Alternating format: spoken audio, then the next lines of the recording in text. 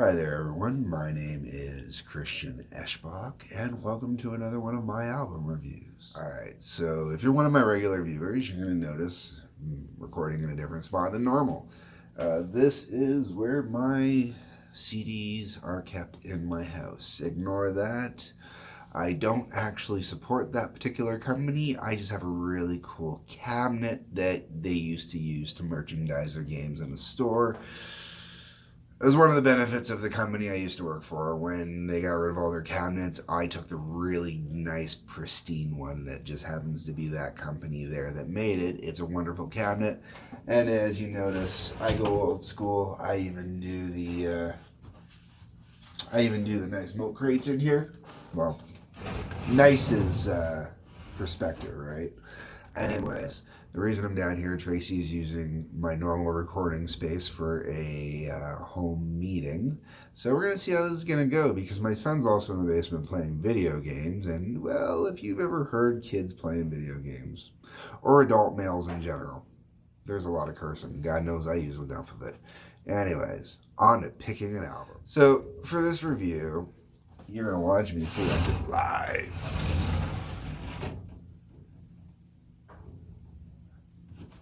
There it is right there.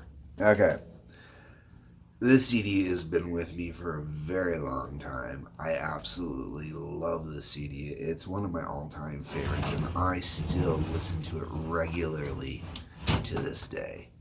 And by the way, that reflection, that is my drum set, yes. So when I talk about playing drums, you can see it in the reflection. That's my actual drum set. Black Sabbath.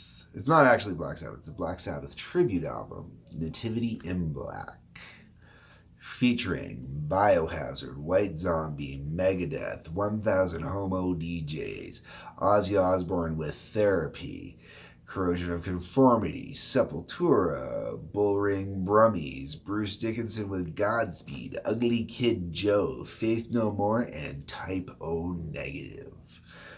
I have most of these guys in my collection. Believe it or not, Sepultura is one of the only ones here I have absolutely no music from.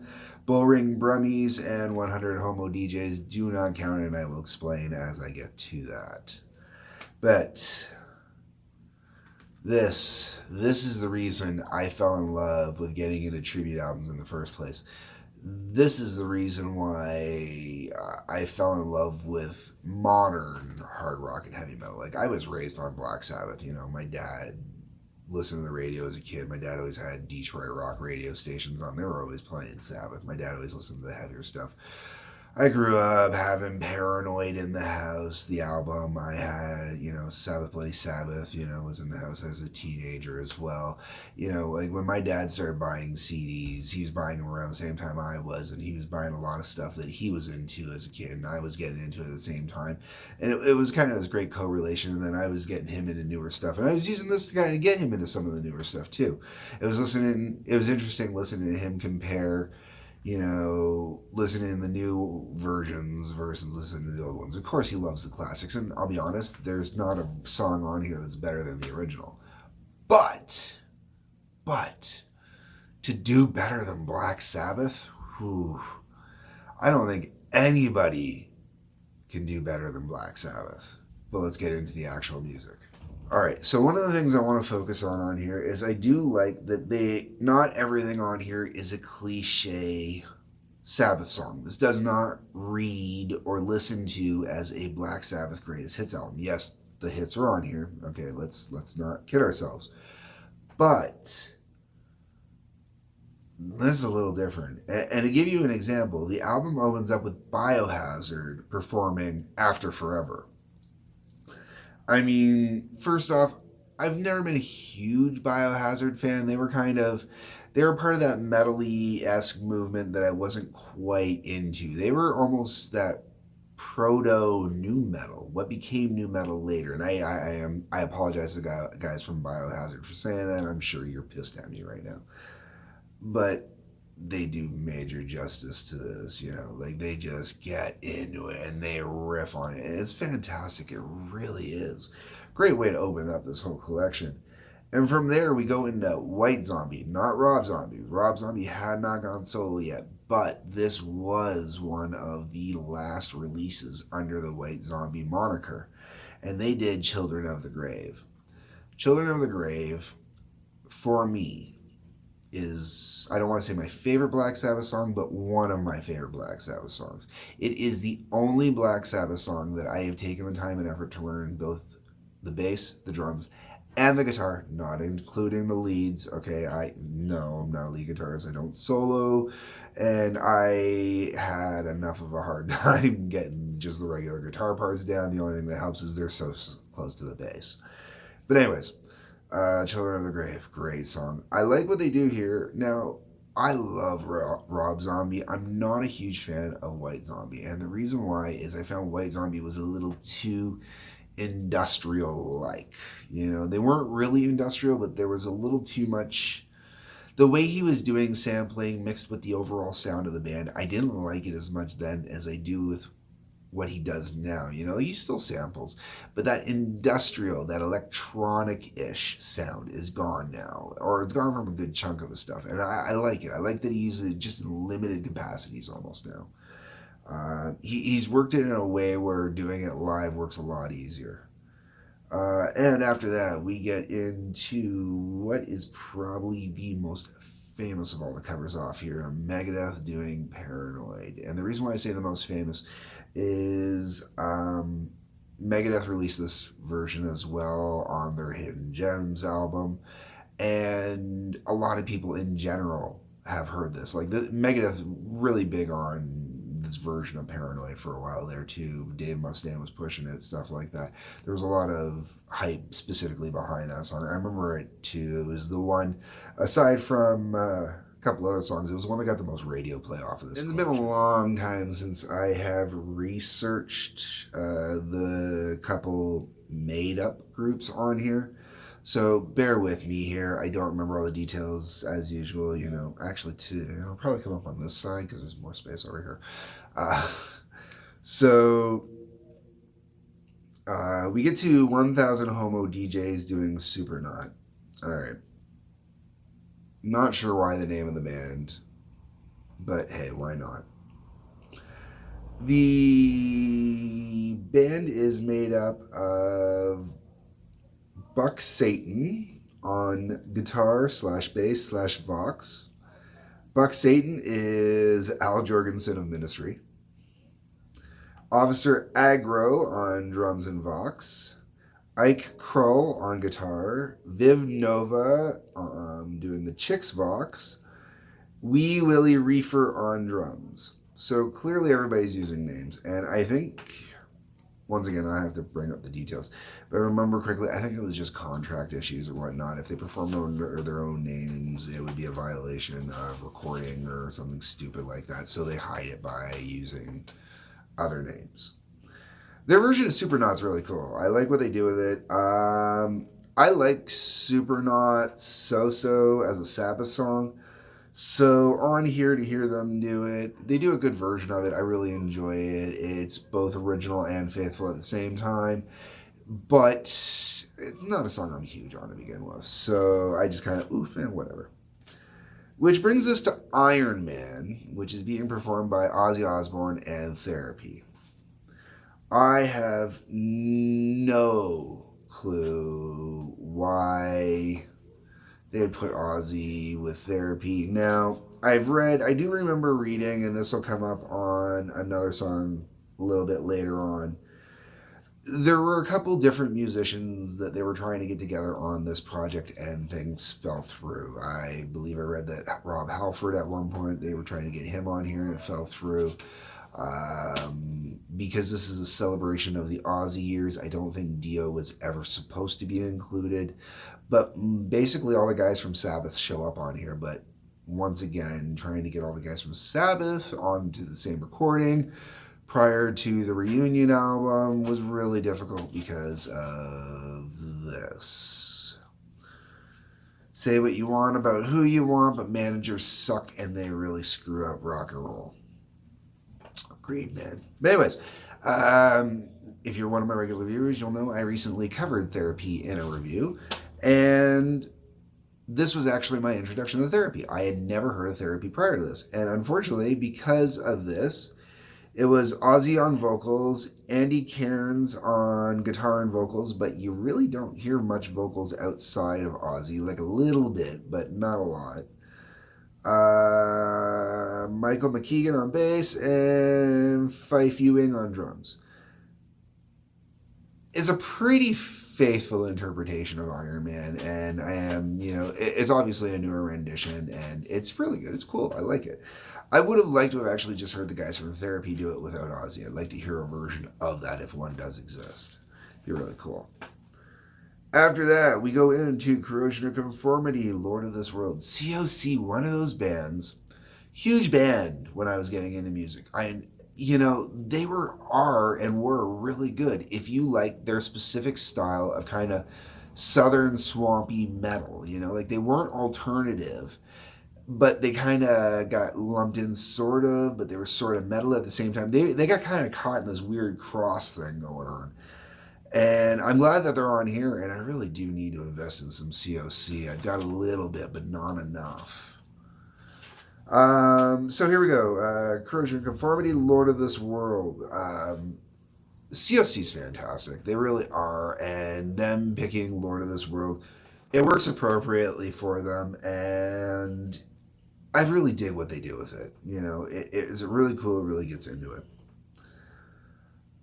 Lord of this World, though, is not necessarily one of my favorite Sabbath songs either, though. It's not a bad tune. It's just, if I were picking a Sabbath song, it would definitely not be first on my list. After that, we get into Sepultura, Symptom of the Universe.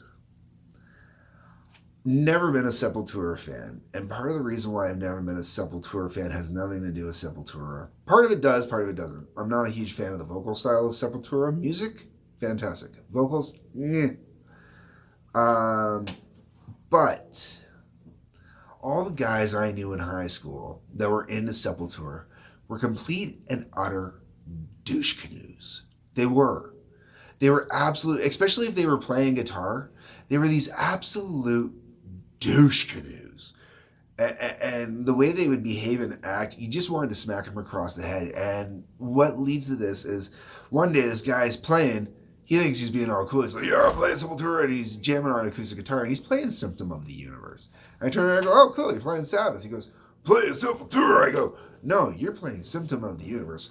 That's Black Sabbath. So as I was saying, all the guys I knew that were like, Sepultura, they were all douche canoes. They were.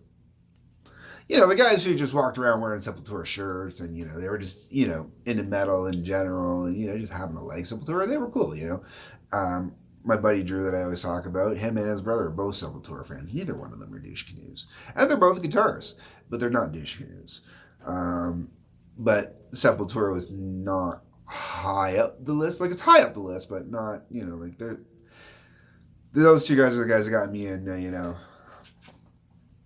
British metal and stuff like that, European metal and that. So, anyways, way off topic. Sepultura doing Symptom of the Universe, aside from the vocals, I absolutely love it. But I'm not a huge fan of the... It works on this song. It's just not my thing. Alright, we get to Bullring Brummies next. Bullring Brummies. This is Geezer Butler, Bill Ward, Rob Halford. Okay, I was right. It was Halford on here. Brian Teal?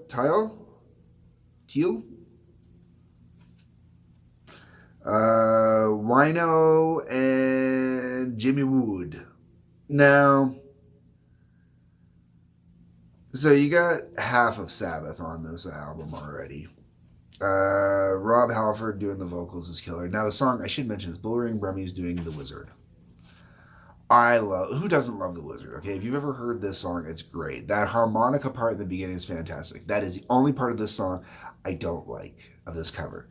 I don't like the way they did the harmonica part. It's like they kind of took the time to get a rough idea of what the harmonica should sound like, but didn't really take the time to properly get into that groove or that vibe, And yes, I do play harmonica, and yes, Yes, I have tried this, and no, it is not easy.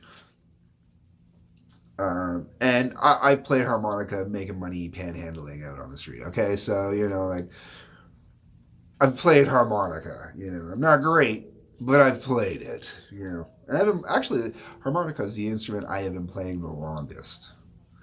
Yeah, believe it or not. Picked up a harmonica for the first time when I was like 9 or 10 years old, and that was it, man.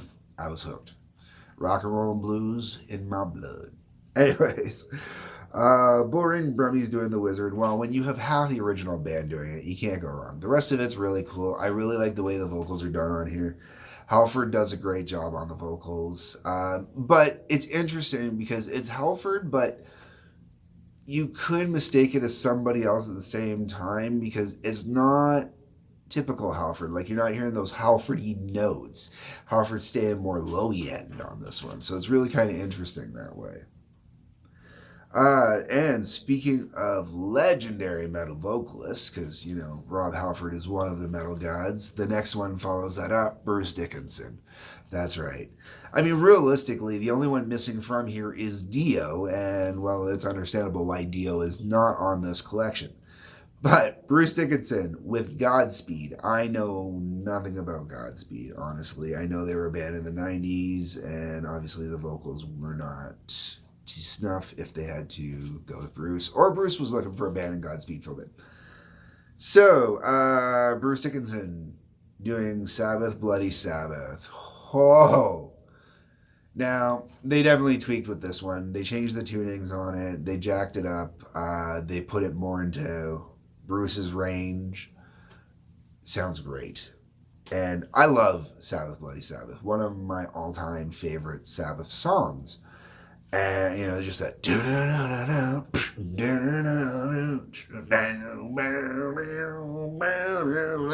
Just this great, heavy riff, but it doesn't have to be super fast. That was the beauty of Iommi. Everything with Sabbath with Iommi is he could play fast, without a doubt. You listen to his solos, man, which we'll get to, what I consider one of the great moments with him. But when you listen to all of this, you just can't help but go, God, Iommi was a god on metal guitar for a reason, or a god on guitar in general. When you think about everything that happened to that man's fingers, what he did to his hands, and what he did to his hands so he could keep playing, the dude's beyond legend. Beyond legend. Iommi forever. Anyways. So Bruce Dickinson, doing Sabbath, Bloody Sabbath, killer. After that, that's followed up by Ugly Kid Joe doing NIB. Now, Ugly Kid Joe, I think they suffered from the fact that they had too much fun as a band. They were a great band if you liked to enjoy yourself, if you liked to have fun, if you wanted to throw on humorous-y kind of stuff. I like them in the same vein because it's like Zappa that way, you're allowed to have some humor in music. And they like to have some humor in music, and that was great. The problem is that kind of held them back a little bit too, because they weren't taken seriously enough as musicians, and they really should have been, because Ugly Kid Joe were fantastic musicians. They had some top-notch skills. And if you listen to their cover of NIB, top-notch skills. Like, they really cover it. Like, out of all the songs on here, it's the most impressive of all the covers because it's the band you expected to do the least impressive cover, and it is one of the most faithful covers. Like, they really, really wow the way they do it. And it's great. I absolutely think it's fantastic. One of my favorite covers on here to listen to, and I would never pass on it for any other. After that, we go to Faith No More, War Pigs Live. If you have ever picked up Faith No More's, I don't remember if it was Angel Dust or if it was the one prior to that. Anyways, Faith No More before this covered it. And this is basically the same variation of it, and I don't like either version of it. I'm not a fan of the way Mike Patton does the vocals. I know he's kind of homaging, but there's one point where it feels like, to me, to quote a British terminology, he's taking the piss out of Ozzy, which is not my thing. All right, and then the album finishes up with Typo Negative covering Black Sabbath. This was my introduction to Typo Negative. I had heard of them, but had never really heard them prior to this. And I was impressed, sort of. I didn't understand Typo Negative or Peter Steele's deconstructionist approach at the time. After getting into Typo Negative and hearing how they approach other covers, their deconstructionist approach I actually really appreciate later on. But at this time I didn't quite get into it. It wasn't bad, but it wasn't the same as the original, especially when I got into the solo section. Now, I really love what Typo Negative does with this version and what they do into the solo section at the end, but it doesn't have Iommi's beautifully sped up solo that...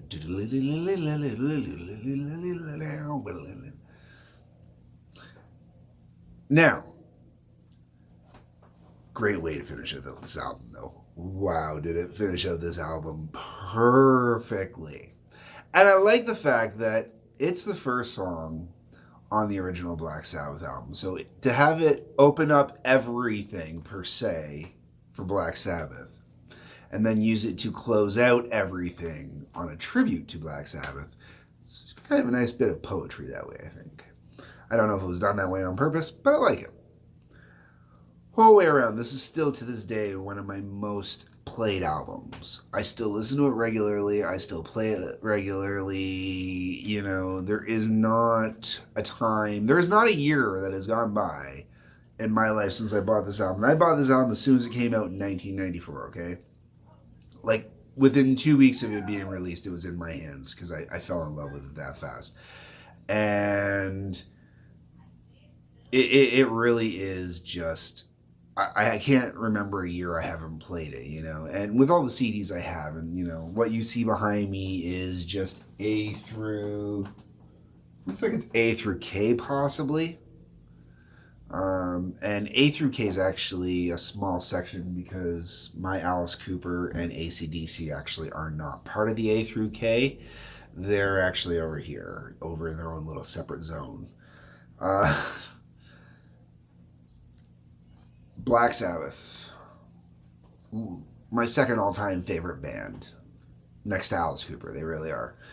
And this collection of songs is one of the many, many reasons why. And these bands performing these songs is fantastic. Oh, and then there's the album artwork inside. I love the album artwork because the album artwork's kind of got like this tarot-esque feel to it. Now, if you look at the front, that's cool. The inside's got a bunch of, you know, outside of just information, if you look at it, all the cool tarot cards. And underneath is, you know, little quips from, you know, various members of the various bands talking about, you know, how Black Sabbath meant so much to them and or how they influenced them, etc., etc., etc. You know, the usual stuff. But it's just really cool artwork, you know. I mean, it plays up the joke of that whole occult Black Sabbath thing, which it's a played up joke. It's not... Black Sabbath really had nothing to do with the occult, really, honestly. I mean, they're not Satanists, at least, you know, they've worked really hard to prove that they're not Satanists. They're just a cool band that made really cool music, and this is some really damn kick-ass covers from that band.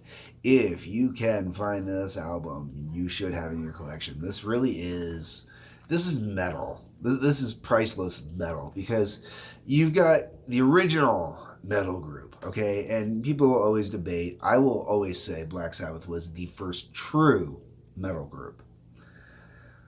But you got Black Sabbath, you know, and great metal right there. And then you take all these great metal bands from the 90s. And this is when metal was starting to fracture and become what would be a million different types of metal. But, you know, like you got Megadeth, the thrash metal. You got White Zombie with the industrial, and even 1000 Homo DJs, very industrial-esque.